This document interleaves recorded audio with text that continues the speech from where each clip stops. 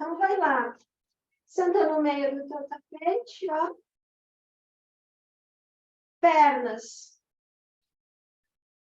Uma das maneiras mais simples de começar a sentar, ó, a gente está sem almofada porque a gente está fazendo um exercício físico, é colocar, flexionar uma perna. No caso, eu me sinto mais confortável trazendo a perna esquerda, e aí depois eu trago a perna direita. Talvez algumas de vocês fiquem com os pés, os joelhos um pouquinho elevados, não tem problema, tá? Depois, existem maneiras mais fáceis, que é que sentar que nem índio, chama Sukhasana. Aí você coloca os pés aqui, ó, e apoia as pernas, tá? Mas quando a gente sentar para fazer exercício respiratório e para fazer exercício de meditação, a gente sempre vai usar uma almofada, tá?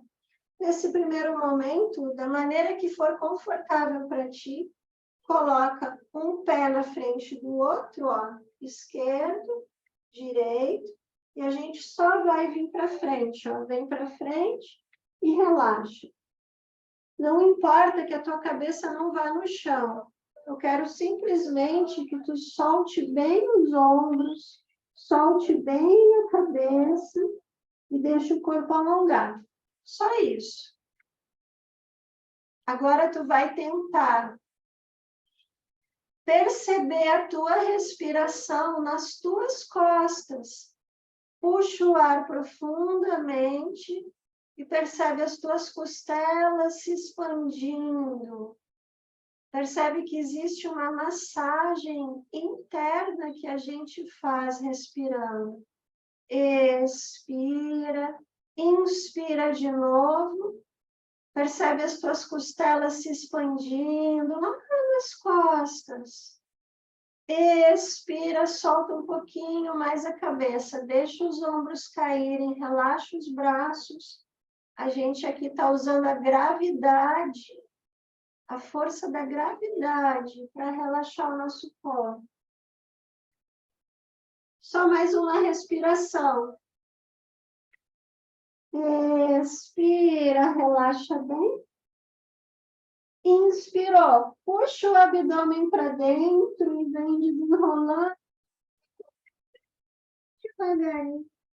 Uma coisa que sobe, que é a tua cabeça, sem pressa. Coloca as mãos aqui atrás, estende as pernas. A gente vai bater as pernas no chão, assim, ó. Vai fazer um barulhinho, isso aí. A gente também tem um canal de energia super importante que passa na parte posterior, na parte de trás das nossas pernas. É o canal que normalmente tranca e dá aquelas dores de lombar, né? O pessoal fala do ciático. Ela super deixa essa parte das pernas bem soltinhas, ativar esse canal de energia. Pode bater um pouquinho mais forte. Bate um pouquinho mais forte, um pouquinho mais rápido. E parou. Agora a gente vai dar um tchauzinho com os pés, ó. Balança para um lado e para o outro, dá um tchauzinho.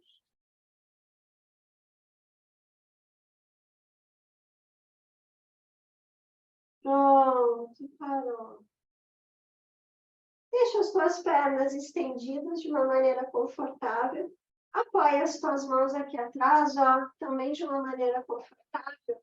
A gente vai fazer só uma abertura de peito agora com respiração.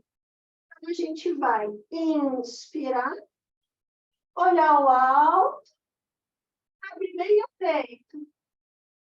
Expira, puxa o abdômen para dentro, vem trazendo a cabeça em direção ao solo, ao chão, queixo em direção ao peito, esvazia os pulmões. Inspira, tu vai no teu ritmo. Inspirou, abre bem o peito, olha. Expira devagarinho, chão. A cabeça, vai puxando o abdômen para dentro.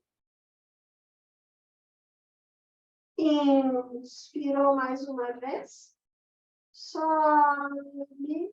Quando você chegar aqui em cima, dá uma paradinha, com os pulmões cheios de ar, pulmão bem aberto, olho alto, segura um pouquinho o ar no pulmão, expira, puxa o abdômen para dentro, queixo em direção ao peito, mesma coisa, fica um pouquinho sem ar aqui, só alguns instantes, 1 segundo, 2, inspira. Começa a acostumar a ter essas pausas com os pulmões cheios e depois uma pausa com os pulmões vazios. Isso se chama Kumbhaka e Shunyaka. Os nomes em sânscrito não têm importância nenhuma. O importante é a execução do exercício. Só mais uma vez. Abre bem o peito agora, abre bem o peito, joga o peito lá para frente, igual um pombo. Expira, traz o queixo bem pertinho do peito. Fica um pouquinho sem ar. E desfaz. Cruza as tuas pernas, também de maneira confortável. Agora de maneira confortável para ti, tá? Tá ótimo. Mão esquerda, joelho direito. A gente vai fazer uma torção, ó. Mão esquerda, joelho direito. Mão direita, bem pertinho aqui da base da coluna, como ficou confortável para ti. Você vai olhar sobre o ombro direito lá para trás. No início, não força. Primeiro, a gente deixa o corpo acostumar.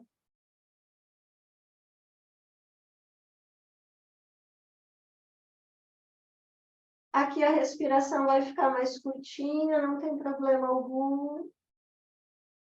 Quando o corpo acostumou, você vai começar a intensificar a torção. Sem forçar. Gira um pouquinho mais o rosto para trás. Lembra que a gente está soltando o corpo, soltando canais de energia. Deixa o corpo um pouquinho mais aberto. Qualquer desconforto, tu desfaz a posição. Você pode ficar com os olhos abertos ou com os olhos fechados. A gente vai voltar bem devagarinho. Volta devagar. A gente vai para o outro lado, bem devagar. Mão direita, joelho esquerdo. Mão esquerda aqui atrás da coluna, olha sobre o ombro esquerdo. Primeiro deixa o corpo acostumar.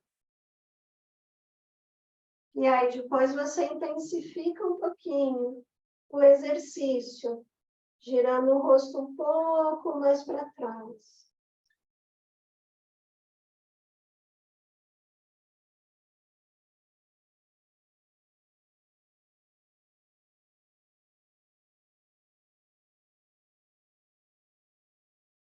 Só mais um pouquinho.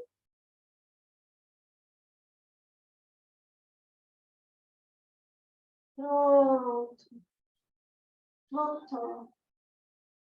Agora aqui, ó, você pode virar de ladinho, como eu, no tapete, para a gente manter os braços dentro do tapete, ou do jeito que vocês estiverem, tranquilo. A gente vai fazer lateroflexão. Então, aqui, ó, antebraço no chão, apoia, vê se fica confortável para ti. Lembra que tu tem que sentir a lateral do teu corpo. Apoia o braço direito no solo, sente a lateral do corpo. Tu vai vir com o braço pela frente, ó. Pode ser por cima, mas anatomicamente a articulação vai funcionar melhor se tu vier com ele pela frente, ó. Primeiro momento você vai olhar o teto. Cuida para não grudar o ombro na orelha, né? Ó. Ombro bem longe da orelha. Olha o teto.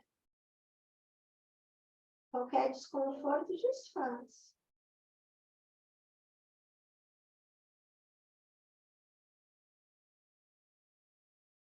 Agora a gente vai olhar para o chão, ó. Vira o rosto para o chão E estende mais o teu braço lá em cima, como se tu fosse pegar lá do outro lado. Estica, estica, estende, estende, estende, estica, estica, estica. Pronto. A gente vai voltar. Então, força na mão direita que está no chão. Você não vai fazer força com a coluna, você faz força com o braço. E volta. Tudo bem? A gente vai para o outro lado devagar. Apoia o braço esquerdo, o braço direito vem pela frente. Olha o alto. Deixa o corpo acostumar.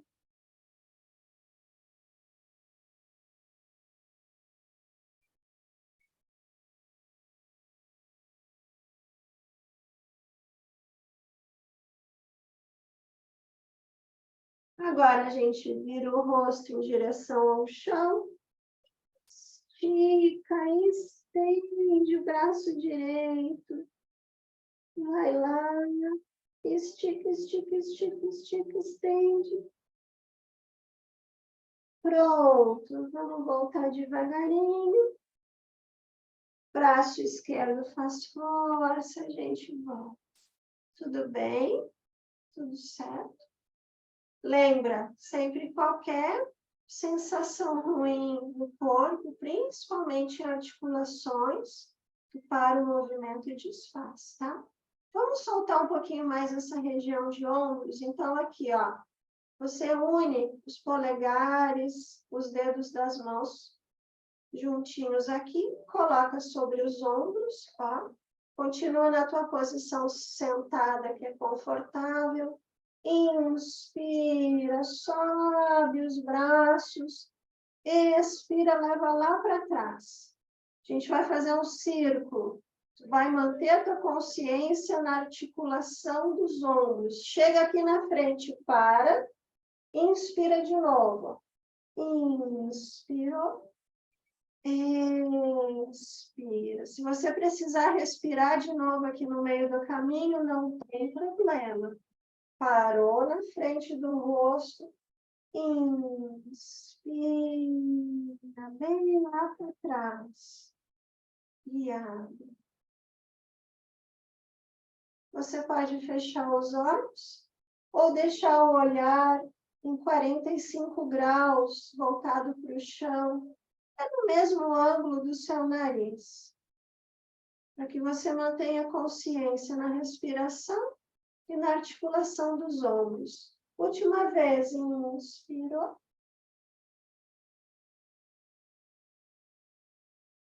Isso. Agora a gente vai parar aqui na frente e vai fazer um movimento ao contrário. Inspira, braços para baixo, bem devagar.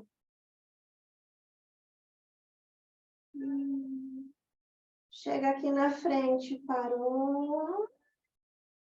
Inspira. Expira. Começa sempre inspirando, isso é o mais importante. Parou, inspira. Última vez.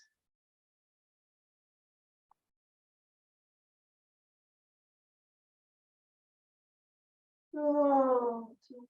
Desfaz. Atrita um pouquinho as tuas mãos, eu sei que tá quente aí também, né? Aqui também tá bem quente, até não tá dos dias mais quentes do Rio de Janeiro, mas tá quente. Atrita bem as mãos e agora segura o teu pescoço aqui, ó. Segura aqui. Essa é uma das maneiras da gente dar um movimento circular do pescoço sem machucar ninguém, tá? O pessoal às vezes tem tensão, tá com alguma vértebra fora do lugar no pescoço. Então, baixa um pouquinho a cabeça para frente, o que as mãos permitem, e começa girando para o lado esquerdo ou direito, tanto faz.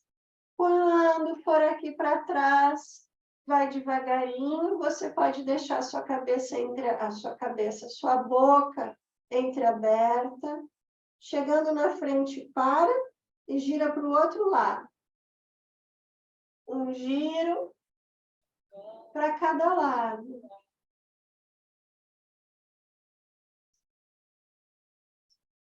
O movimento aqui fica mais restrito. mas ele é mais seguro. Só mais uma vez.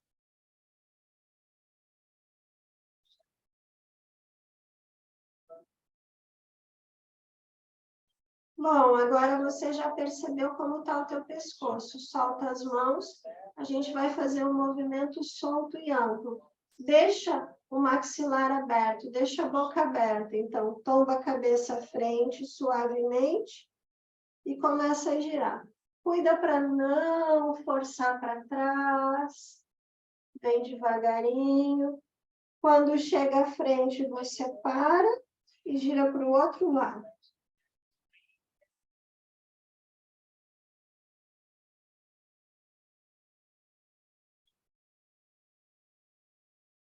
Lembra que a gente inicia sempre inspirando.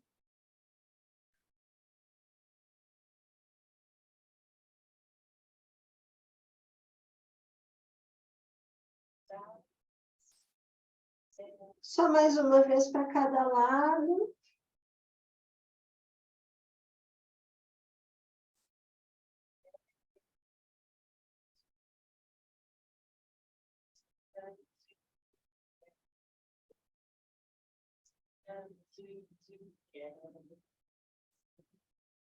Quando você finalizar, sobe a cabeça. Deixa o braço esquerdo bem bobo aqui do lado, assim, ó. Tomba a cabeça para cima do ombro direito e vem com a mão direita aqui na orelha esquerda, ó. Lateralmente. Primeiro a cabeça vem de ladinho, ó. Braço esquerdo bem soltinho. Não força.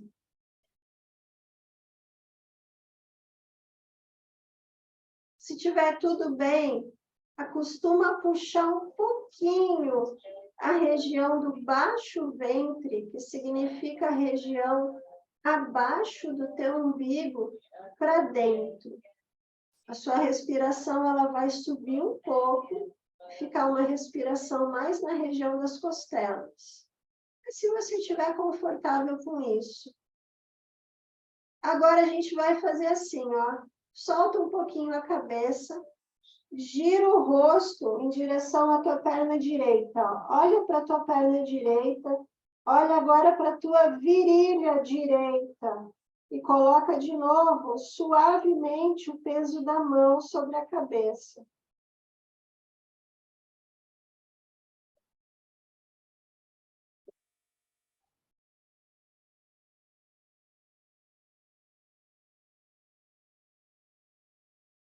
Só mais um pouquinho. Pronto, desfaz, vamos para o outro lado devagar. Cabeça tomba sobre o ombro esquerdo, braço direito bem soltinho. Você pode fechar os olhos aqui. Mantenha a consciência no corpo respirando.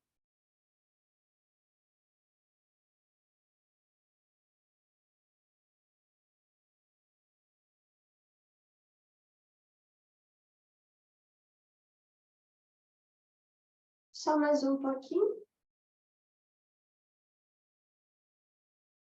Vira o rosto em direção à perna esquerda. Olha para a tua virilha esquerda. E coloca de novo um pouquinho do peso da mão sobre a cabeça. Deixa alongar.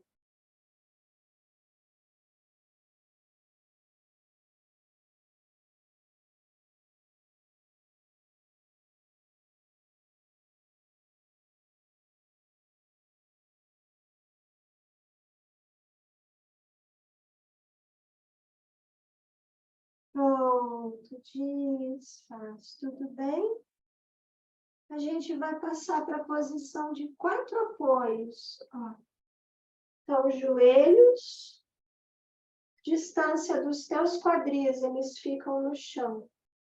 E as mãos ficam bem embaixo dos teus ombros, posição de 4 apoios. A gente vai fazer gato e vaca. Quando a gente olha para frente, é vaca. Quando a gente esvazia os pulmões, leva o queixo em direção ao peito, quadril para frente, é um gatinho. Inspira, alonga a coluna. Sem começar a cervical, você olha à frente, apenas alongando a coluna. Solta o ar, puxa o abdômen lá para dentro, queixo em direção ao peito, coluna bem redondinha. Inspira, agora tu vai no teu ritmo, no ritmo da tua respiração. Inspirou, olha à frente. Quando você soltar o ar, puxa o abdômen lá para dentro. Já aproveita para fazer uma massagem nos órgãos internos.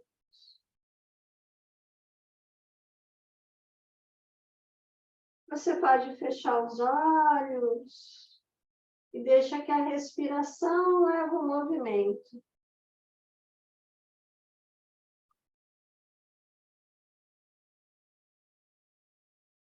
Movimento bem amplo.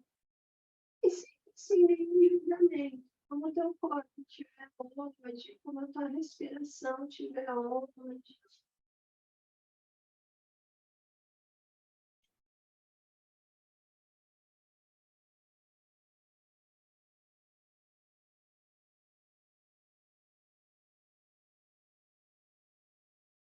Só mais 3 vezes.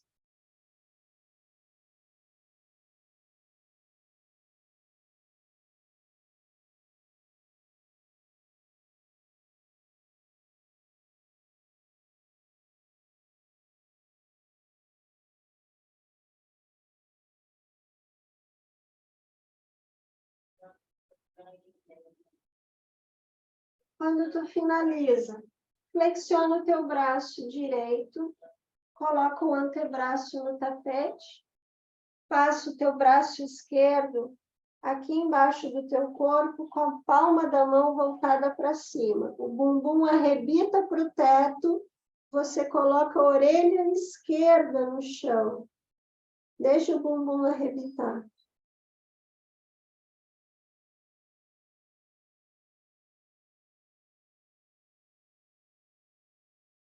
Só mais um pouquinho.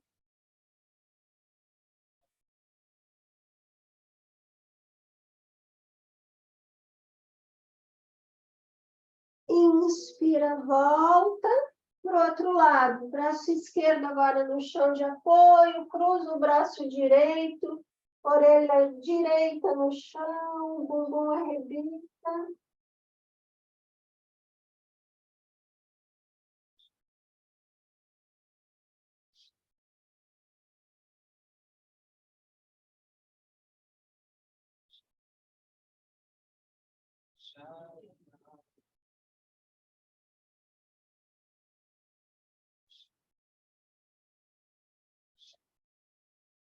Pronto, voltou.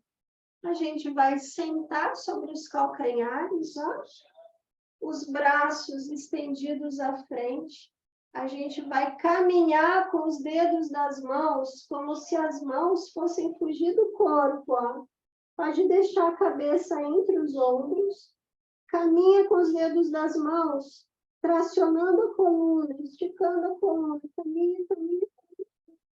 E relaxa. Descansa um pouquinho. Pode tombar a cabeça no chão, descansa. Mais uma vez, estende os braços, caminha com os dedos das mãos, como se elas fossem fugir.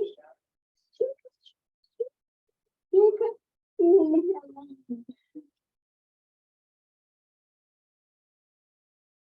última vez. Tracionou bem a coluna, estica e relaxa.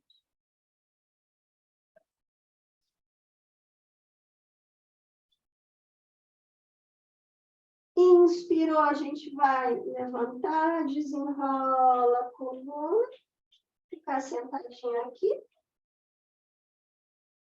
Aproxima os joelhos, tudo bem para todo mundo? Mão esquerda, joelho direito, de novo mais uma torção. Mão direita, tenta pegar o pé aqui atrás, ó. Olha sobre o ombro direito. Se não der para pegar o pé, não tem problema. Force mais um pouquinho.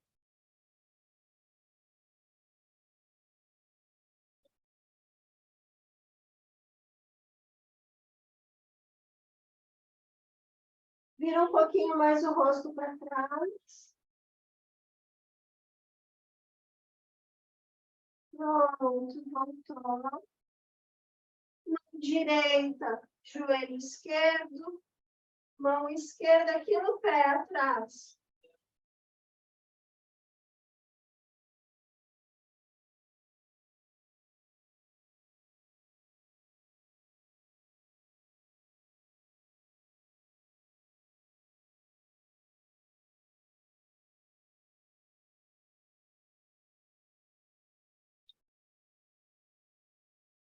Pronto, voltou. A gente vai ficar aqui, ó. Vira dedinhos dos pés no chão. Ajuda com as mãos. Fixa o teu olhar no ponto à frente. Tenta te equilibrar aqui, ó. Palmas das mãos unidas, em frente ao peito.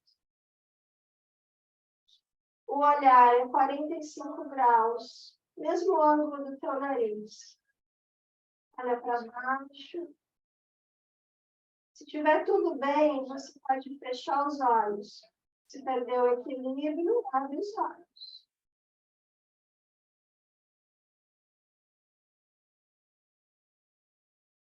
Agora abre os olhos. Se você fechou, a gente vai subir os braços, ó. Inspira, você vem subindo os braços. As tuas mãos que estavam unidas, é como se elas virassem uma flor de lótus, ó. Os dedos se afastam, os polegares e mindinhos continuam juntos. Você sobe a flor para o alto da sua cabeça. Cotovelos para trás. Só mais um pouquinho, a gente já vai desfazer. Qualquer desconforto desfaz. Inspira. Pronto, baixou os braços. Ó, a gente vai ficar de cócoras, que é uma asana do yoga. Então, você vai, vou virar aqui para vocês. A gente estava assim. Quem tem mais dificuldade, quem usa mais salto alto, tem a panturrilha mais curta, caminha muito, pode deixar os pés bem para a lateral, assim, ó. Quem tem mais facilidade pode deixar os pés aqui. Vê se todo mundo fica aqui. Ó, só um pouquinho. Isso é ótimo para a lombar. Você vai fechar os olhos, se estiver tudo bem. Se estiver ruim, você desfaz. Quem permanecer, você coloca um pouquinho de força nos teus braços para levar as pernas para trás. Você vai contrair esfíncteres do ânus e da uretra e soltar. Contrai e solta, contrai e solta. Fazendo uma massagem no teu assoalho pélvico. Para o yoga que reside a energia da vida, Kundalini, canais de energia importante nascem no nosso períneo. É importante sempre tonificar essa região, trabalhar com contrações. Pronto, desfaz. Quem quiser, ó, é só cair para trás e sentar. Pronto. Senta da tua maneira confortável. A gente vai fazer um pouquinho de exercício respiratório, mesmo sem a almofadinha. Só um minutinho. Polegar e indicador unidos, ó. Só polegar e indicador. Chama Chin Mudra ou Jnana Mudra. Você vai pousar as mãos com os braços bem relaxados sobre os joelhos. Vai tentar alinhar um pouquinho a tua coluna. Isso significa que tu traz o corpo um pouquinho mais para trás e tenta sentir os isquios, aqueles ossinhos do bumbum no chão. Fecha um pouquinho os teus olhos. Traz a consciência, a respiração para as narinas. Respira algumas vezes. Não precisa ser respirações profundas. Mas percebe a respiração.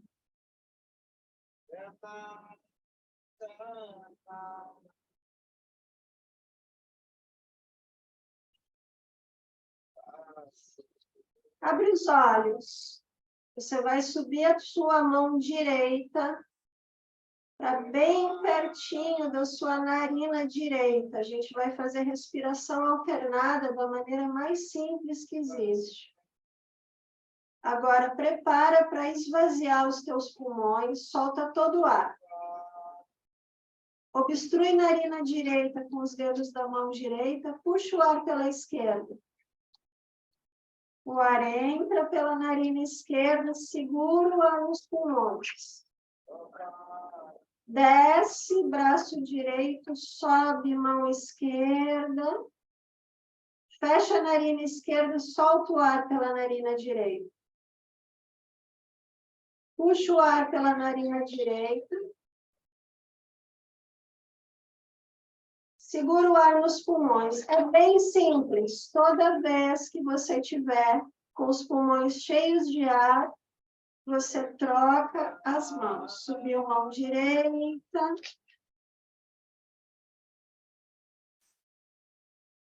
Inspirou, segura o ar nos pulmões, mão esquerda. Se você perdeu o ritmo, solta o ar por uma narina. Puxa o ar de novo, com os pulmões cheios, você troca a mão. Então, o ar entra por uma narina e sai pela outra.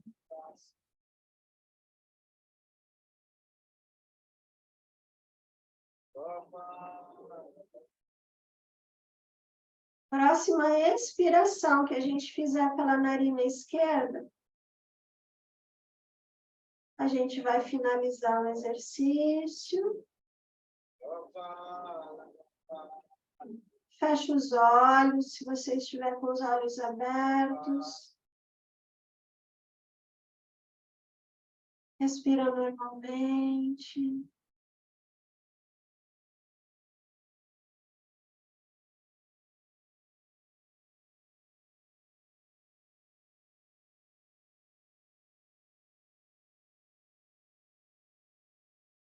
Pronto. Abrir os olhos. Tudo bem? Tudo certo? O Cronos está gostando da aula também. Então, meninas, 11h20. A gente vai parar um pouquinho. 5 minutinhos, só para vocês se ajeitarem aí, tomar uma aguinha. E aí a gente vai falar só mais um pouquinho, tá? Eu juro que eu vou ser rápida.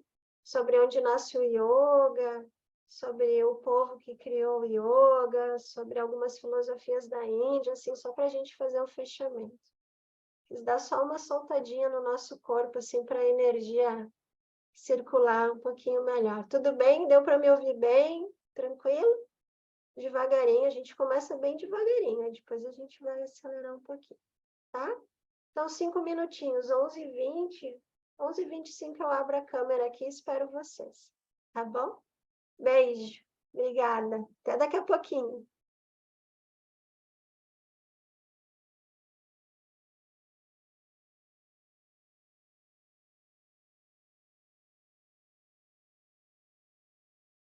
Primeira vez que a gente está se encontrando aqui, então eu vou compartilhar aqui, a gente, claro, né? Todo mundo sabe que o yoga nasce na Índia, mas como a gente estava falando antes, né?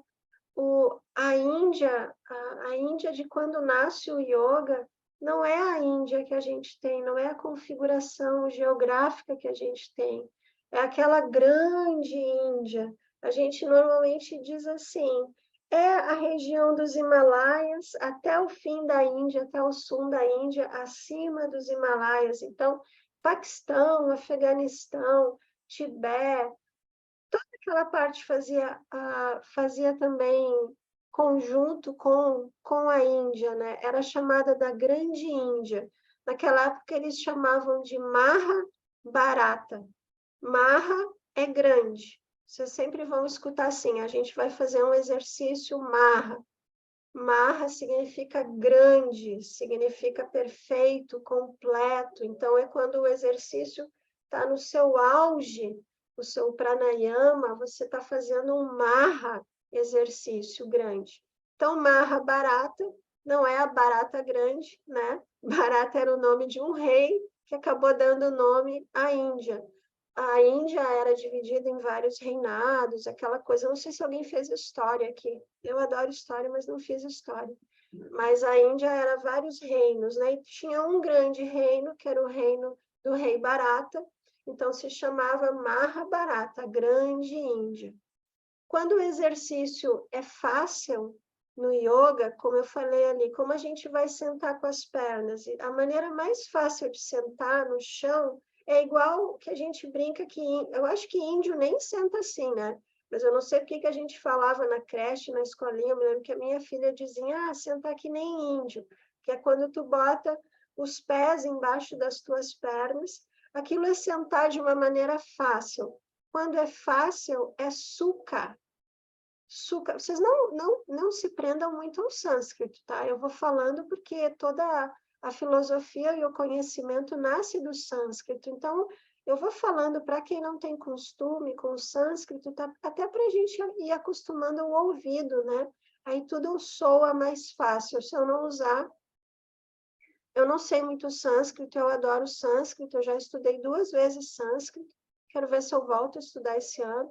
Eu acabo que estudo também tibetano, porque eu pratico budismo tibetano, e ainda luto muito com o meu inglês, né, que é outra dificuldade que eu tenho, e tenho as minhas aulas todas em inglês.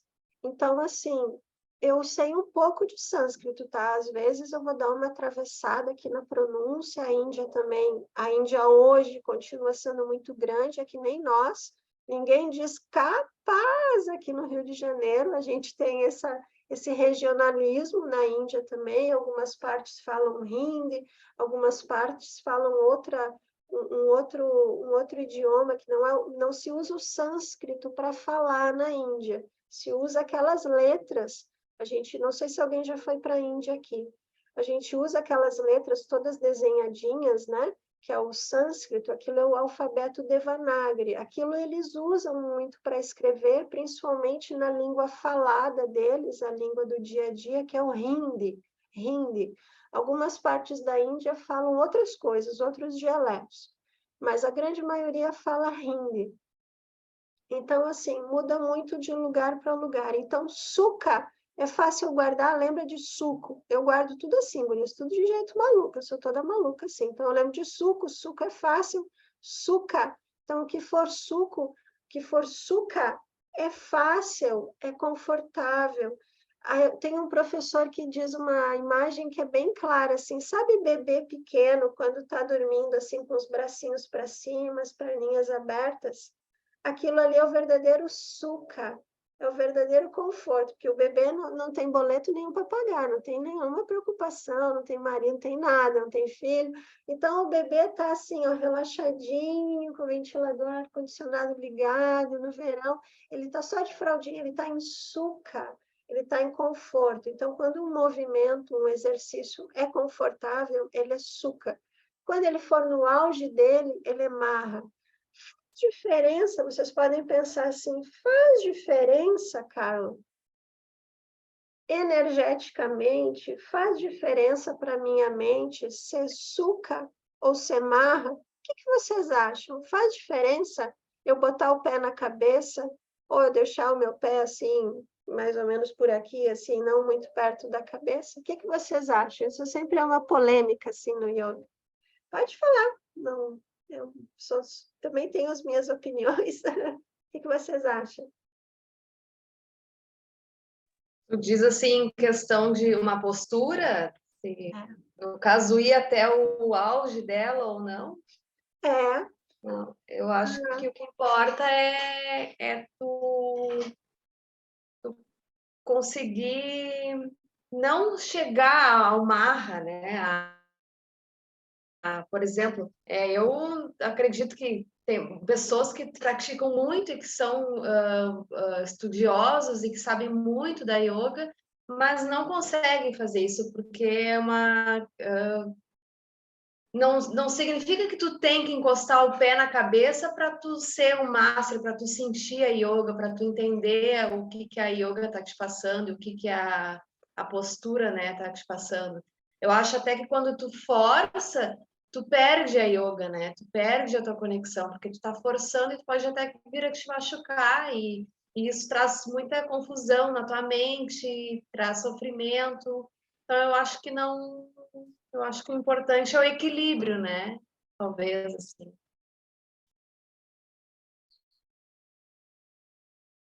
que mais? Quer falar, Mariuxa? Eu acredito que a gente tem que sempre dar o melhor da gente, né? Ter essa consciência. Se deu o teu melhor, tu já tá no teu mar. Mas a gente sempre vai tentando evoluir, mas sempre respeitando os limites que a gente tem. É. Então, isso é uma grande polêmica, né? Mas aí, se tu pensar de maneira bem prática, eu concordo perfeitamente com vocês, mas, enfim, a minha opinião também não vale de nada. A minha opinião é a minha opinião da Carla, do eu. Até isso é uma coisa que eu sempre falo no primeiro dia, vocês nunca confundam a Carla, eu hoje, né, já estou meio quase, né, 50 anos, eu estou bem calma, sou bem tranquila, assim, mas não confundam a Carla, o eu, Carla, aqui, com os ensinamentos do yoga. Esse é o primeiro erro que a gente faz, que é confundir o professor com os ensinamentos do yoga. É claro que é importante que o teu professor esteja com uma vida alinhada com o que ele fala, né? Porque senão aí não tem cabimento o negócio todo. Mas não confunda, assim. Então, por isso que a minha opinião não é muito relevante. Mas eu concordo plenamente com vocês. E um raciocínio bem básico. Se ter o domínio completo do corpo físico, como o pessoal da ginástica olímpica tem, levasse a uma iluminação, a galera das Olimpíadas estava toda iluminada, não é verdade? Então, como aquilo que a gente fez no início ali do relaxamento, que é o que eles chamam de sankalpa, que é uma intenção, você tem que, claro, como a Mariuxa falou, como a Juliana falou, você tem que tentar fazer o seu melhor. É lógico, a gente vive a vida para isso, né? Para viver a vida plenamente, não vai fazer tudo mais ou menos. Mas o que importa mesmo é a intenção, gurias. Vale muito mais tu pegar 10 momentos do teu dia, 10 minutos do teu dia, separados em 1 minuto a cada hora que tu tá acordado, parar em pé, sentada, fazendo xixi, e tentar entrar num estado de meditação, tentar procurar o que eles chamam de realmente consciência prístina, que é o que tu é eternamente, o que tu realmente é, além do teu corpo, além da tua mente, além dos teus condicionamentos, tu procurar aquilo com uma intenção verdadeira, do que tu fazer um retiro de 10 anos numa caverna, perdido na tua divagação mental, entende? Vale muito a motivação. É claro que um retiro de 10 anos numa caverna com uma boa motivação, provavelmente a pessoa vai atingir um outro estado de consciência, com certeza. Um bom professor, enfim, ou uma pessoa que já tem essa habilidade de outra vida. Mas o que vale é o que é aquilo, é o teu sankalpa, é a tua motivação, é a tua intenção. Entende? Porque vai ter momentos, vai ter dias que a gente se machuca, ou fica resfriado, ou qualquer coisa assim, e o corpo não vai ir. Então, não importa tanto o marra ou o sukha. Agora, se tu me perguntar assim, o verdadeiro marra, ele é um marra quando tu faz o asana. Tem poucos asanas hoje que eu domino plenamente, mas tem um ou outro que eu faço em marra. Vocês também, com certeza, vão fazer vários em marra. Vai fazer o asana completo. Quando tu faz o asana completo, realmente ele é muito mais confortável que o sukha simples. Então, sentar com as pernas cruzadas em posição de lótus, em Padmasana, naquela posição de cruza a perna para cima uma, cruza a perna para outra, ela é uma postura que inicialmente é extremamente desconfortável, dói, tem que cuidar, tem que treinar, mas ela é uma postura muito mais estável para a coluna. Quando você está realmente em Padmasana, você não precisa nem almofada no bumbum para ficar com a coluna mais direitinho. Então, a postura marra, a postura completa, realmente, ela tem um trabalho, um equilíbrio mais fácil. Ela equilibra o corpo de maneira mais fácil. Mas cada um tem um caminho, a gente tem karmas de corpo também. É importante a gente saber isso e aceitar e não se culpar. Karma de corpo É como é a tua configuração hoje. E a gente tem o que é a vida humana, que em certo momento da vida começa a existir uma degenerescência, começa a existir uma queda do nosso corpo, todo mundo sabe disso. Então, você começa a adaptar algumas coisas. Bom, vocês já viram que eu falo para cá. Isso era só para dizer de Marra e Suca, né? Já deu 20 minutos. Então, a Índia é essa grande Índia, tá? Botei aqui depois isso aqui eu compartilho para vocês também. Existem estudos arqueológicos que dizem que há 250 mil anos antes de Cristo, 250 mil anos antes de Cristo, há vida na Índia Central. Nessa provavelmente a vida humana, né?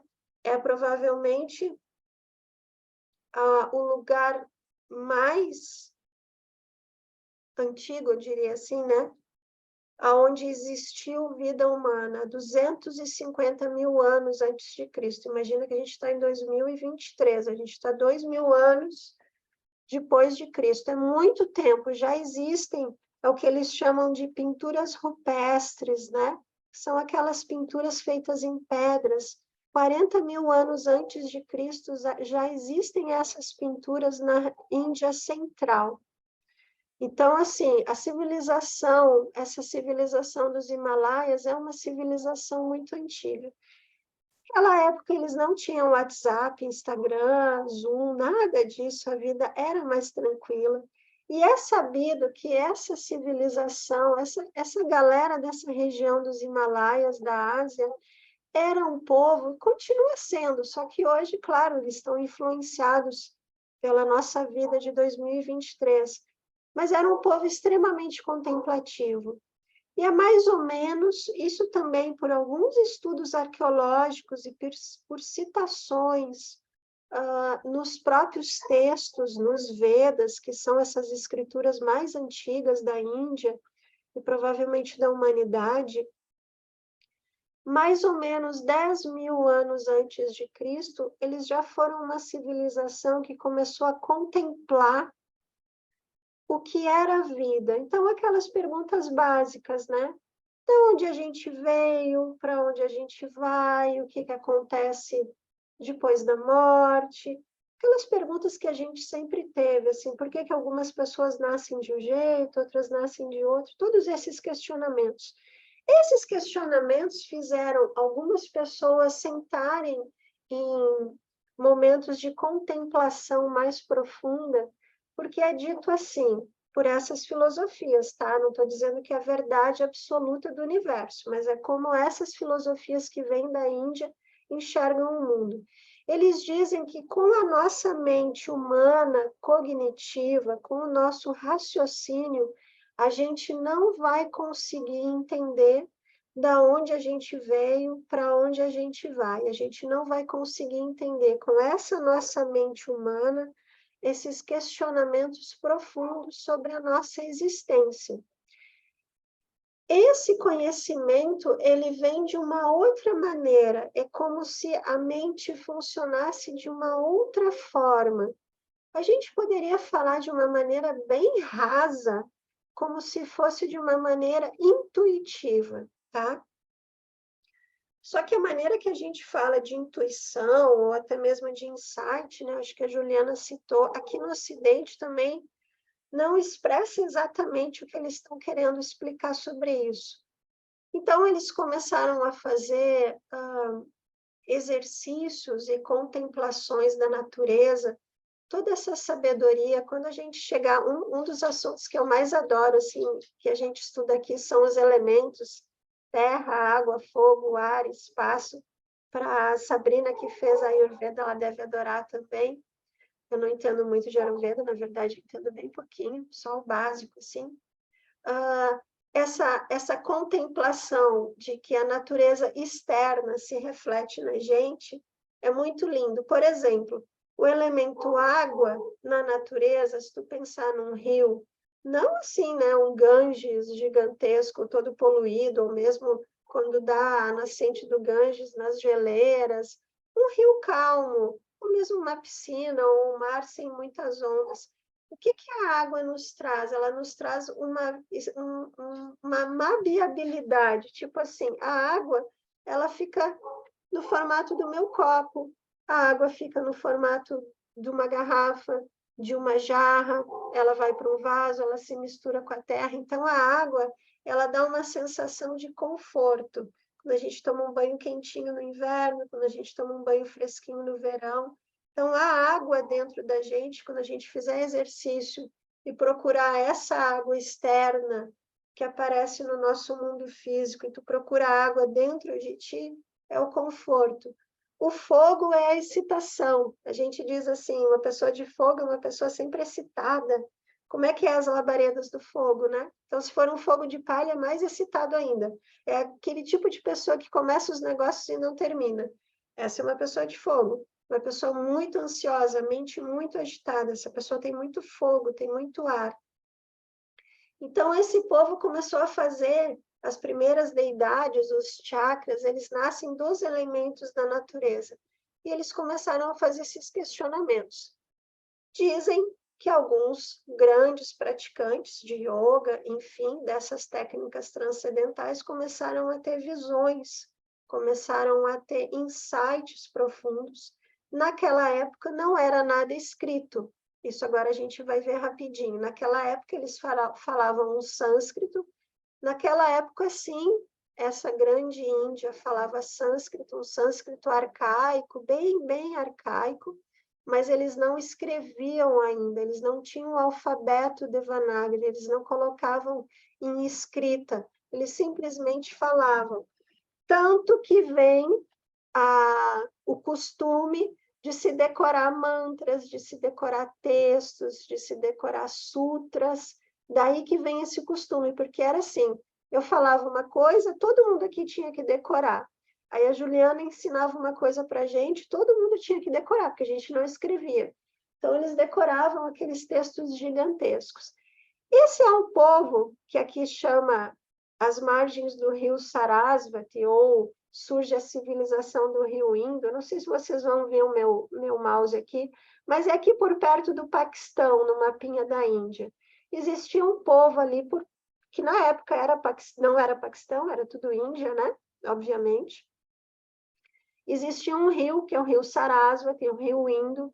Existia um povo que vivia nessa região. Esse povo que falava esse sânscrito arcaico, também com arqueologia, na época que eu aprendi tudo meio errado, mas hoje a arqueologia já esclareceu muita coisa. Um povo extremamente desenvolvido, mais ou menos 5.000 anos antes de Cristo, nas beiras desse rio Sarasvati. É um povo que tinha encanamento de água 5.000 anos antes de Cristo. É um povo que tinha esgoto, tinha arte, tinha comércio, era um povo extremamente desenvolvido. Diz que, no auge, acho que chegaram a ter alguns milhões de habitantes, essa região. Uma região bem ali no Paquistão, assim, bem se você olha o mapa da Índia de frente, assim, tem a parte dos Himalaias aqui mais para a direita, mais ao sul, e tem uma parte mais ao norte dos Himalaias ali. Aí aqui, como eu falei, né, isso aqui são desenhos de sítios arqueológicos que foram encontrados dessa civilização. Existem a cidade de Mohenjo-Daro, Harapá, são grandes sítios arqueológicos dessa civilização. Chamada uma civilização drávida, com a pele mais escura. Aí aqui, ó, 5 milhões de habitantes, eu não lembrava desse número. Uma das primeiras civilizações do Velho Mundo, junto com o Egito e a Mesopotâmia. Isso aqui são fotos reais, tá? Desses sítios. Eu acho, se eu não estou errado, que isso aqui é Mohenjo-Daro, que é um dos sítios arqueológicos mais conhecidos. Bom, em determinado momento, houve uma seca no rio Sarasvati e esse povo começa a migrar. É aí que ele começa a migrar para o tão famoso rio Ganges. Só que quando esse povo de pele um pouco mais escura, esse povo chamado um povo drávida, bem originário da Índia, bem ali debaixo dos Himalaias, começa a migrar, ele começa a encontrar um outro povo de pele mais clara, chamado um povo ariano, que vem de uma região mais ao sul dos Himalaias. Esse povo também começa a migrar. Quando eu entrei no yoga, a gente não tinha tanto estudo arqueológico, a gente não tinha internet, né, 25 anos atrás, e eles diziam assim, isso tem até na apostila de vocês, vou passar ali a paginazinha. Eles diziam que tinha ocorrido uma invasão da Índia por um povo ariano, guerreiro, que já tinha a escrita do sânscrito, já tinha o alfabeto Devanagari. E esse povo tinha dominado esse outro povo drávida de pele mais escura, e aí, nessa união, eles tinham colocado todo esse conhecimento dos Vedas, dessas escrituras antigas, em maneira escrita. Foi aí que surge definitivamente os Vedas como escrituras, né? Que antes eram o que eles chamavam de parampará, que é falar de um para o outro, mestre e discípulo, apenas um ensinamento oral e não escrito. Essa teoria caiu por terra com os estudos arqueológicos. Hoje se sabe que esse povo ariano ele vem até das estepes da Rússia, vem uma grande migração, Rússia, China, e que existia uma região nos Himalaias que era conhecida como uma região da abóboda celeste, que era uma região de seres, de pessoas, de grandes mestres, de um povo muito culto. Talvez eles achassem isso porque era um povo que tinha já escrita, que eles não tinham. Resumindo, essa seca, esses dois povos se encontram e é escrito essa escritura mais antiga do mundo, que são os Vedas. Aqui um resumo, né, do que eu falei. Então, existem essas duas teorias. A teoria que hoje se aceita é que esse povo, na verdade, era o mesmo povo. É mais ou menos como no Brasil, né? O povo aqui do Sul, olha a minha pele. Eu estou no Rio de Janeiro e ainda não consegui pegar sol porque estava chovendo desde dezembro. Mas uma pele mais clara e o povo lá da Bahia, mais de cima, que pega sol direto, uma pele mais escura. Então, dá essa mistura. Mas, na verdade, não eram povos distintos, eram apenas povos que estavam em locais afastados dos Himalaias. E naquela época, qualquer viagem levava 5 meses, né? Eram indo mais perto dos Himalaias, então era tudo muito difícil.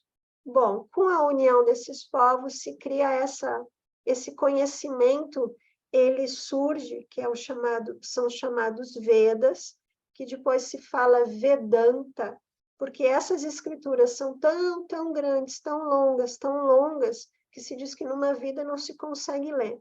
Dentro desse primeiro conhecimento desses Vedas, surge a base de quase todas as filosofias e todas as religiões e todas as práticas transcendentais, principalmente da Índia, dessa região dos Himalaias. E dentro estava o yoga, dentro dos Vedas estava o yoga. Só que o que acontecia? Escrituras muito longas, até eu li eu estava lendo um livro quinta-feira, muito interessante, ele ainda diz assim, os Vedas, eles contêm todo o conhecimento dessa época, desses pensadores, desses contemplativos, mas os Vedas, eles são escritos de uma maneira a inspirar você a praticar. Eles não colocam de maneira prática, tipo assim, inspira pela narina esquerda e solta pela narina direita. Eles não colocam a prática extremamente bem fragmentada dentro disso para que a pessoa conseguisse juntar aquela montoeira de conhecimento e fazer alguma coisa da sua vida que trouxesse maior felicidade ou essa dita iluminação, moksha, né? Aqui é uma parte que a gente vai ver outro dia, nessa época surge, talvez vocês já tenham ouvido falar, o Mahabharata, Krishna, Arjuna, é uma parte bem legal, depois eu até compartilho um filme de Bollywood que conta a história do Mahabharata, é um filme de 20 horas, eu nunca vi, tá? É horroroso, porque é feito na Índia, né? Aquela Bollywood da Índia, e depois a gente fala, porque eles têm uma das escrituras muito importantes na Índia, é o Gita, né? Que está dentro do Bhagavad Gita, que está dentro do Mahabharata, que é uma guerra que aconteceu, enfim. É uma das escrituras importantes. Depois a gente vai falar sobre isso. Hoje eu queria falar mais sobre o yoga em si. Então, dentro desses Vedas, a Índia, basicamente, cria 6 filosofias. Fiz 6 e mostrei 4, né? 6 filosofias. Filosofia em sânscrito, uma das maneiras da gente dizer é darshana. Darshana é ver. Então, se eu te mostrar, eu vou te dar um darshana do meu celular. Ó, esse é o meu celular. É um darshana. Então, quando você vê alguma coisa, uma maneira de ver alguma coisa, é um darshana. A Índia, hoje, basicamente, tem 6 darshanas, maneiras de ver a vida, técnicas, filosofias que vão transcender e que vão te trazer uma sabedoria profunda de como é a nossa existência. Abra-se parêntese, o yoga não era um darshana da Índia. A gente tinha Nilaya, que é uma filosofia lógica. Isso é muito legal, porque isso tudo é muito antigo, isso tudo vem dos Vedas, eles foram dividindo os conhecimentos que tem dentro dos Vedas, e eles já tinham filosofia, eles já tinham lógica, eles já tinham física de partículas, gurias. Tem uma das filosofias deles, que é a Vaisheshika, que já diz que tudo é constituído por pequenas partículas. É bem física, assim. Claro, na época não tinha microscópio, não tinha laboratório de física quântica, mas eles já tinham, era uma maneira que eles tentavam entender a nossa experiência de vida, dizendo que tudo era em pequenas partículas, partículas que se uniam e geravam outras coisas. Eles têm uma Mimamsa, que a gente chama de Advaita Vedanta. O Advaita Vedanta é o que a Glória Ariera ali, que a Sabrina gosta, eu também adoro, ensina. Advaita é sempre, normalmente no sânscrito, quando tem esse A na frente, é uma negação, tá? É um prefixo de negação.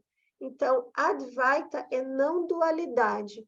Então, é uma maneira de estudar os Vedas, estudar o que aí vira Vedanta, que é o estudo dos Vedas, estudar os Vedas sem a dualidade. Aí aquele papo que a gente estava tendo lá no início da manhã, né?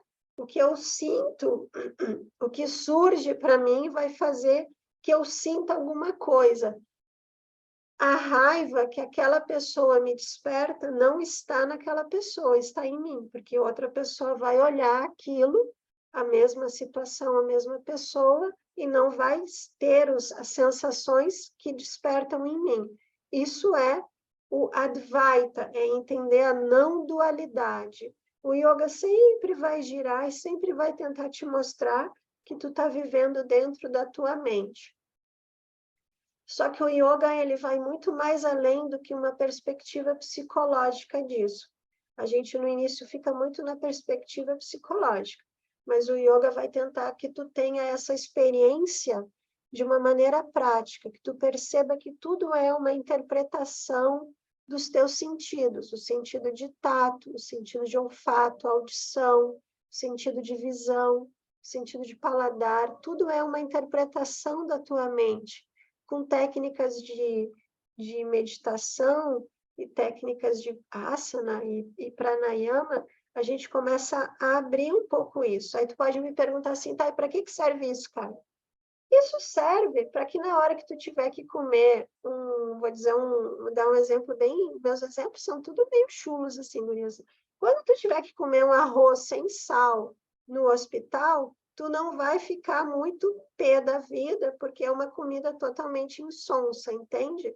Tu começa a entender que aquilo é só uma interpretação da tua mente nos teus sentidos, mas que realmente tu poderia, se tu tiver que o resto da vida comer comida sem sal, tu vive feliz sem comida sem sal, sem ser isso uma coisa teórica, entendeu? Tem que ser uma experiência, tu tem que realmente comer o arroz com sal e o arroz sem sal, se é que vocês gostam de sal, de uma maneira neutra. Aí tu é livre, tu é mais livre, entende? Por exemplo, Eu agora estou fazendo um jejum de chocolate aqui no Rio de Janeiro, porque aqui é quente, não apetece tanto comer chocolate, mas eu sou a maior chocolatra do mundo e me faz mal, adoro doce. Se deixar, eu só como doce. Eu vou nos restaurantes, eu vou só na parte dos doces. Mas isso não me faz bem, isso é um condicionamento da minha mente. Eu estou, acho que agora aqui umas 2, 3 semanas quase sem comer doce, tirando o Natal e o Réveillon, e estou me sentindo super bem, né? Até em questão de saúde. Então, a gente quebrar, a gente ultrapassar, a gente ter a liberdade de, né, fazer as coisas quando quer. A gente tem também o Samkhya, que é uma maneira muito legal, muita gente se apaixona pelo Samkhya. O texto que a gente vai e a gente usa, e todo mundo usa, não só a gente, todo mundo do yoga usa, para estudar o yoga, que é o Yoga Sutra, a gente vai falar disso depois. Ele vem de uma raiz Samkhya. Para o Samkhya é como se fosse aquele cara, aquela filosofia bem naturalista. Para ele só existem duas coisas: o que é matéria, o que se manifesta e o que é imanifestado. O que a gente poderia dizer que não se manifesta? O que não se manifesta fisicamente? Me dá uma ideia aí. Alguém consegue ter uma ideia? O que pode ser uma coisa não manifesta na nossa experiência de vida? Por exemplo, a minha caixinha aqui, que está com as minhas coisinhas, é uma coisa manifestada. O santo que chama isso de prakti, de natureza, de uma coisa manifestada. Uma coisa que não manifesta, assim, fisicamente.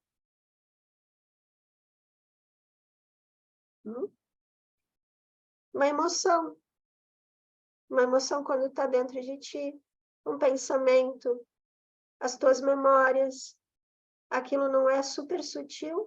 Então, para o Samkhya, existem duas coisas. O que é palpável, que eles chamam de Prakti, e o que é sutil, que eles chamam de Purusha. Então, assim, existe o que a gente vê, que se manifesta, e o imanifestado. É uma maneira bem simples, mas bem profunda de depois dar as explicações das técnicas de meditação.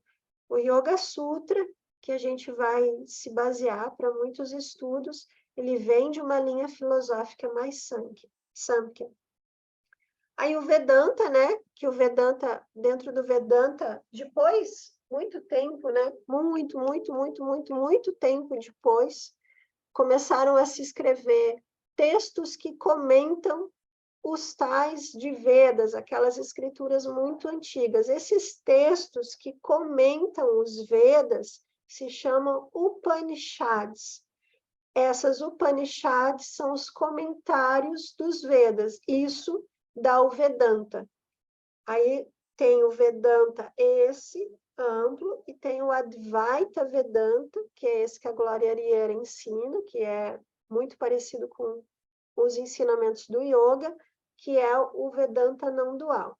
Aí vocês podem me perguntar, tá tudo bem, o yoga entrou nessa história quando? O yoga não era aceito como uma filosofia transcendental, um darshana. O yoga entra nessa história quando um cara chamado Patanjali, esse cara aqui, que na verdade não se sabe se Patanjali foi um mestre ou se ele foi uma reunião de mestres, se sabe, aqui eu até botei 200 anos antes de Cristo.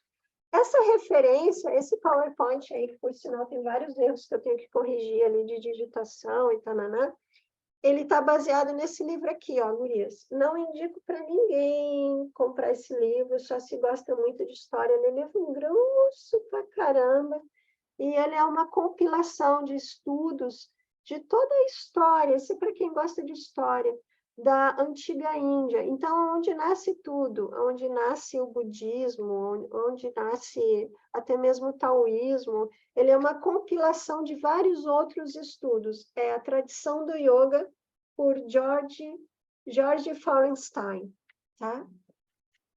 Nesse livro, ele coloca que Patanjali, que a gente não sabe se foi uma pessoa, se for um grupo de mestres, há 200 anos antes de Cristo, escreveu o tal famoso Yoga Sutra, que são um compêndio de 198 frases, 198 sutras que explicam como praticar o yoga.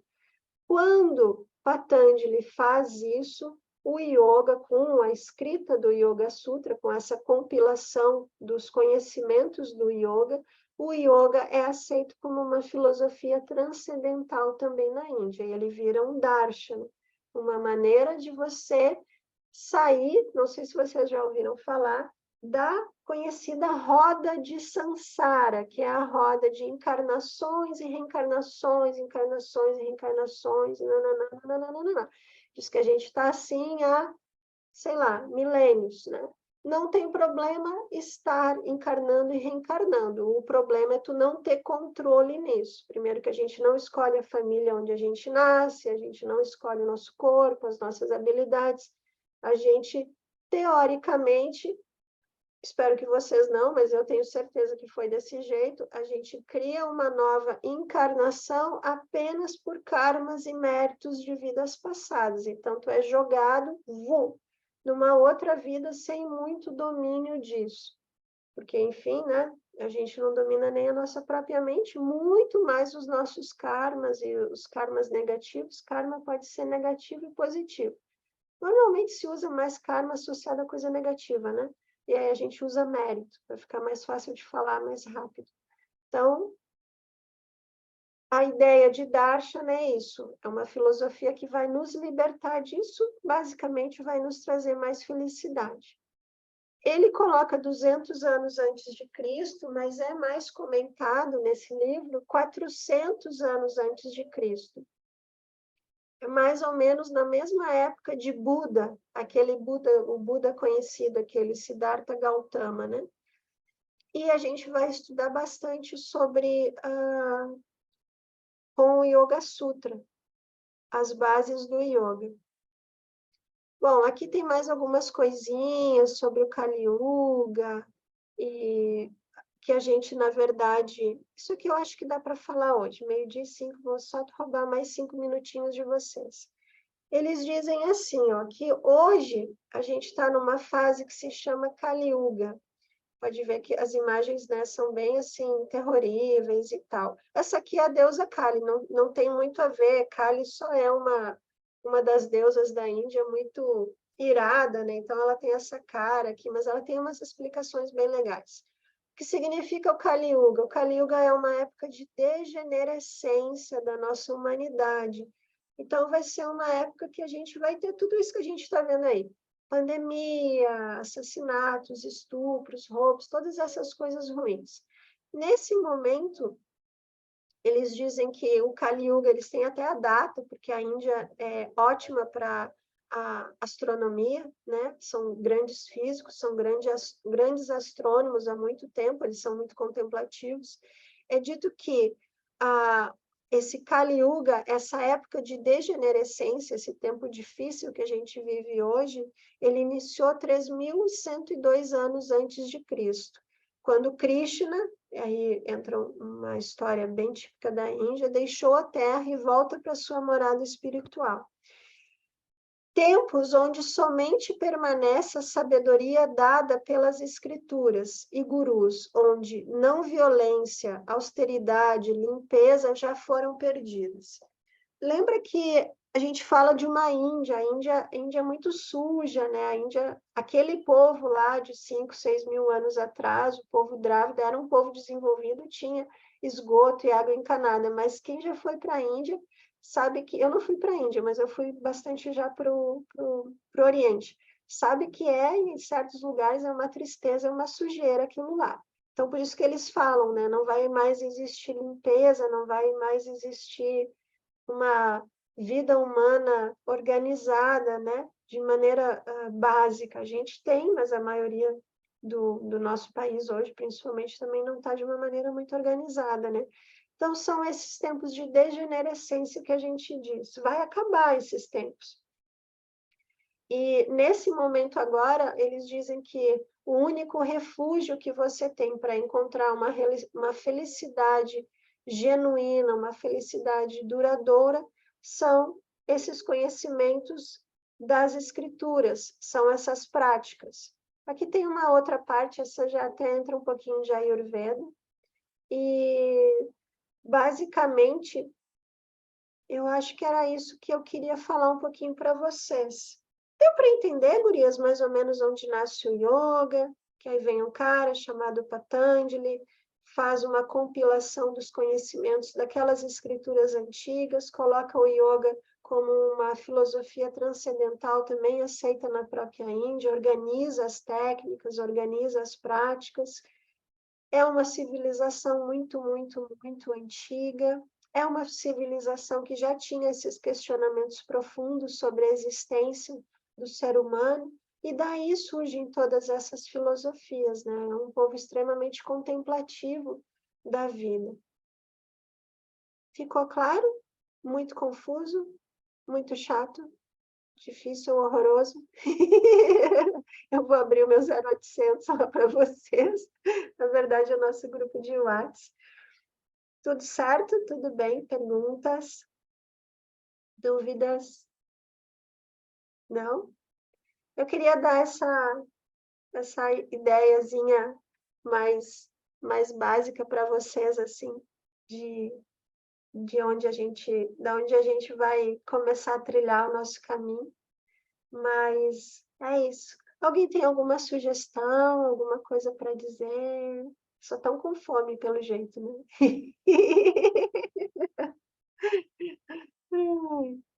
Carla, Fala. desculpa interromper. Posso fazer uma pergunta Claro, por favor, adoro. sobre a roda de Samsara, nascer, morrer, reencarnar?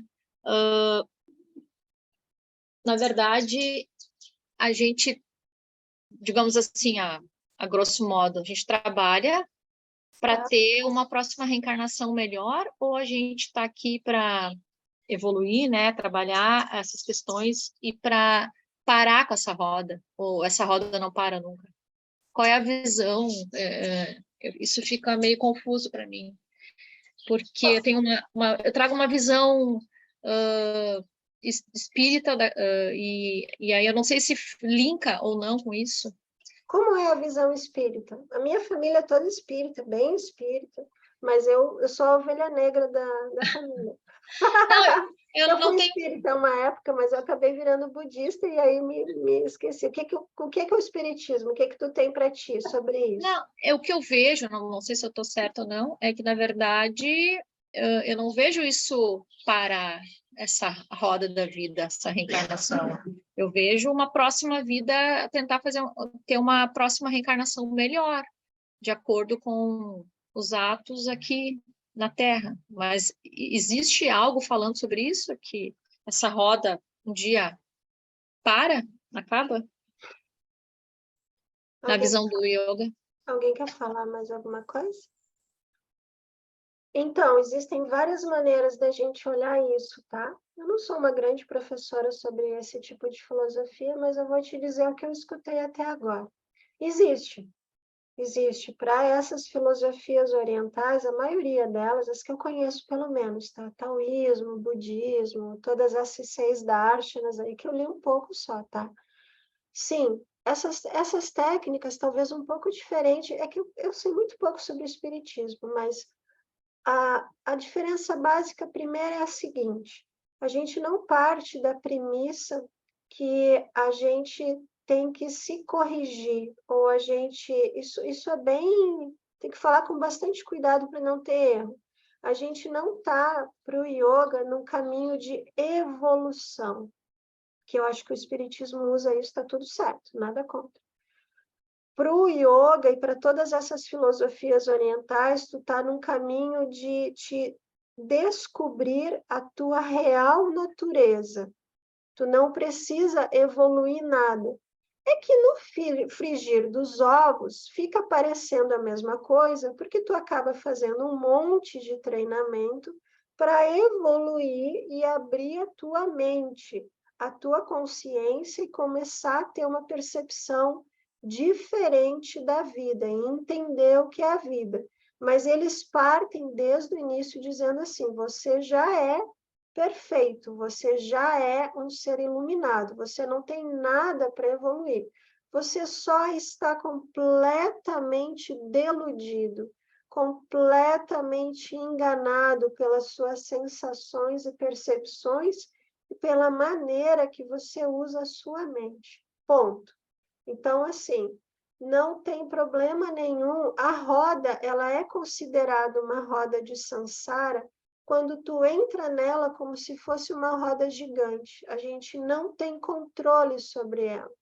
E vamos falar aqui entre nós. Provavelmente eu não vou abrir esse vídeo aqui para o público, mas envelhecer, ter uma doença difícil. Eu perdi a minha mãe agora 18 de dezembro, de câncer, um câncer difícil, sabe? Até foi muito meritória a maneira dela que aconteceu, mas assim, difícil os últimos dias de fralda, na cama, com os ossos quebrando espontaneamente. Ela teve um câncer de mama que foi para os ossos. Não dá para dizer que isso é uma coisa boa. Por mais que tu veja todos os lados, está purificando karmas e não sei o que, tudo isso eu aceito. Mas não dá para dizer que isso é uma experiência boa, tu estar numa cama de fralda, entendeu? Não é uma experiência boa. Então, essa falta de controle que a gente tem sobre a experiência humana é que a gente tenta, com essas técnicas, ter de novo. Então, esse tipo de experiência de sofrimento é que eles dizem que a gente não precisaria ter, entende? E a gente não consegue controlar porque ela não fez a opção de ter o câncer, entendeu? Ela nem nunca fumou, nem nada desse tipo, tinha uma vida bem regrada. Era bem sedentária, mas era bem regrada. Então, assim, essas coisas que saem fora do nosso controle, acidentes, mortes, doenças difíceis, grandes perdas, isso não dá para dizer que é uma coisa positiva. Ah, Carol, tu me disse que eu sou perfeita, e olha eu aqui de fralda numa cama com 50 anos, tetraplégica. Entende? Então, assim, existe... Aí fica parecendo que a gente tem que evoluir, mas o que eles dizem é assim, você tem que conseguir fazer alguma prática, cada um vai se sintonizar com algum caminho para que você se liberte disso. E que você tenha o poder, como é contado na Índia, de grandes mestres, que primeiro não morriam, eu acho que na Igreja Católica também tem isso, acho que São João, acho que tentaram queimar São João numa fogueira ou dentro de uma panela, um negócio assim, São João não queimou, não foi cozido, não sei exatamente o que fizeram, acho que foi São João. Mas, tipo assim, na Índia tem muitos mestres que se conhecem que não morriam, tentavam jogar fogo, não morriam. Tem uma mãe de um professor, não foi direto professor meu, já faz tempo, eles tentavam jogar a mulher, matar a mulher não morria de jeito nenhum, amarravam pedra na mulher, jogavam no rio, a mulher não afundava, eles desistiam de matar a mulher, entendeu? A pessoa tem um outro controle sobre os elementos da vida, sobre como é essa nossa existência dual. Então, é o tal dos poderes psíquicos, os poderes transcendentais. A pessoa adivinha que vão matar ela, desvia de bala, meio Matrix, assim, né? Entende?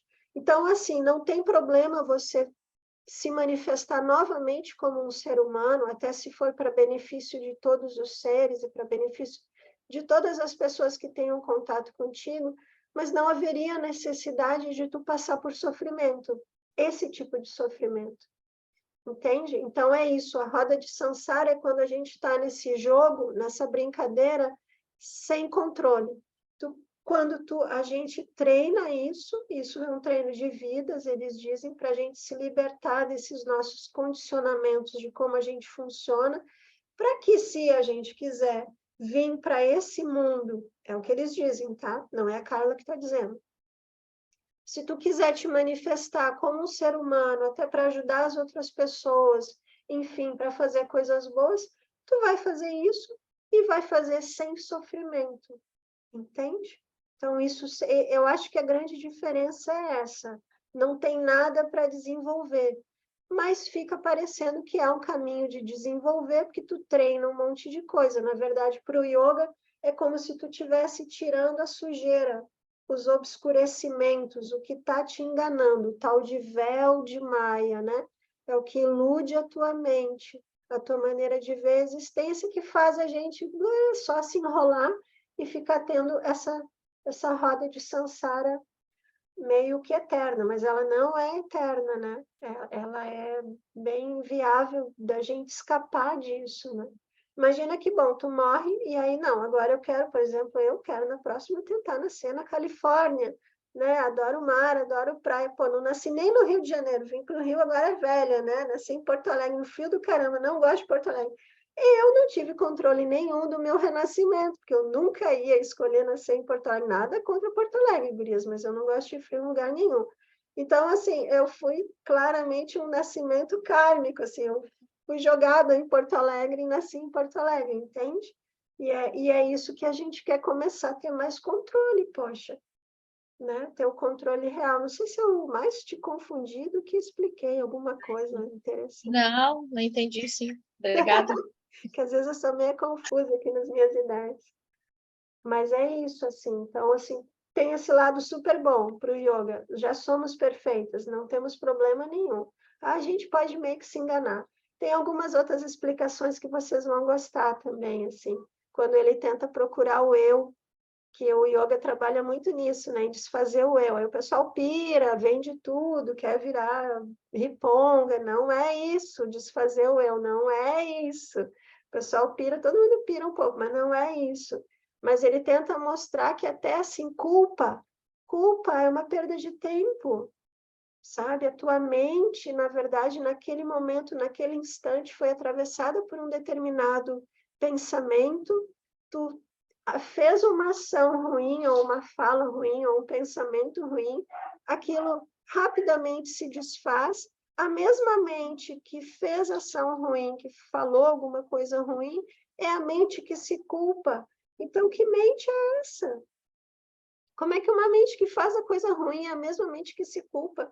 Aí ela fica se culpando por uma coisa que ela fez, não existe. Aí tu não consegue achar o eu. Quem é o eu?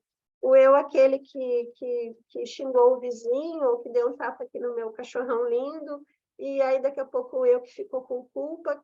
Cadê esse eu inerentemente existente? Não existe também, entende? A gente é um fluxo, a gente é uma fruição de coisas.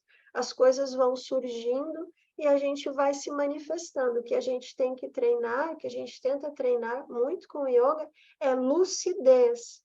É como tu te manifestar de uma maneira lúcida, que tu não crie mais karma, porque a gente não está iluminado ainda, então a gente ainda está na roda de samsara, a gente ainda está em karma e mérito, que tu fizer de ruim e volta, aquela história toda.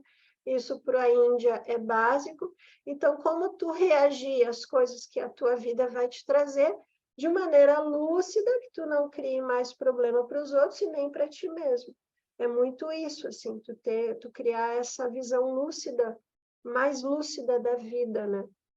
Para eles é isso, assim. E claro, enquanto a gente não se iluminar, talvez respondendo um pedacinho da tua pergunta, enquanto a gente não for um ser iluminado com total domínio sobre essa roda de samsara e sobre as tuas manifestações, a gente sim está, entre aspas, fazendo meio uma conta bancária de karma e mérito, coisa positiva e negativa. Então, sim, a gente tem essa conta bancária meio que assim em cima da gente, que vai jogar a gente para próximas encarnações. Os grandes mestres dizem que ter uma vida humana, porque diferente no espiritismo, isso eu sei que é bem diferente, para essa galera do Oriente, você pode reencarnar como um bicho, como uma árvore, como uma planta. Tem gente que não aceita isso, tudo bem, também não precisa aceitar. Mas eles dizem assim, uma vida humana já é uma coisa rara. Uma vida humana com condições de estudo e prática de filosofias transcendentais é uma coisa muito, muito, muito mais rara nesse nosso mundo. É uma coisa raríssima. Quem é que tem tempo agora, né? Para sentar e se tu pensar numa grande, não no nosso grupo social, mas numa grande humanidade, quantas pessoas conseguem sentar sábado, meio-dia, estar no Zoom aqui fazendo yoga e filosofando? Poucas, muito poucas, né? Isso é um grande mérito, isso é um grande mérito, né? De outras vidas, para o yoga de outras vidas. E dessa aqui também, né? Bom, amores, vou fazer um mantra final, que na verdade a gente sempre vai abrir as aulas com esse mantra, e aí vou fazer mais alguma pergunta. Tranquilo? Horroroso demais? Enfim, Vou fazer uma mantrinha final, a gente vai dedicar os méritos do nosso encontro. Se vocês quiserem fechar um pouquinho os olhos e trazer de novo aquela aspiração, os desejos, as aspirações que vocês trouxeram no início da nossa prática, para dedicar os méritos das nossas conversas, das nossas práticas. Pode unir palmas das mãos em frente ao peito, trazendo toda essa energia para o chakra do coração, onde para o yoga realmente reside a nossa consciência eterna no centro do nosso peito. Então a gente dedica os nossos estudos, as nossas práticas, as nossas aspirações.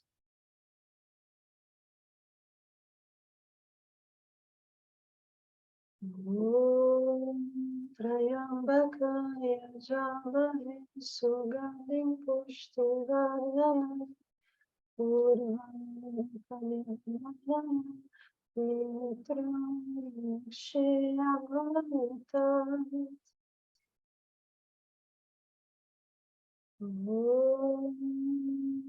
Shanti Shanti Shanti.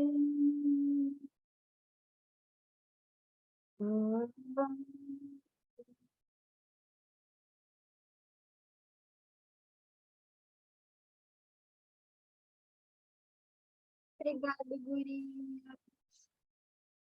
Vocês tenham um bom final de semana.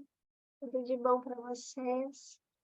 A gente vai segunda-feira para coisas mais práticas. E aí, qualquer coisa é só me chamar no WhatsApp. Eu vou fazer amanhã aquele outro grupo de WhatsApp, que é um grupo silencioso, que só vai entrar os materiais. E eu já vou lançando os materiais, o link do Google Drive para vocês, e lá só entra coisas assim de estudo mesmo, vídeos e tal, links das aulas, YouTube, barará. Aí é um grupo fechadinho, silencioso, tá? Aí só eu mando em mim mesmo, só eu falo e passo os avisos para vocês. Aí no outro é aberto, vocês podem comentar, falar, reclamar, fazer o que quiserem, tá? E me chamar no pessoal também. Tá bom? Tudo bem? Obrigada. Obrigada, guria. Bom final de semana para vocês também, gurias. Tchau, gurias. Bom final Obrigada, de semana. Carla. Tchau, obrigada. tchau. Obrigada, obrigada. Bom domingo, bom resto de sábado. Tchau, tchau. Beijo. Tchau.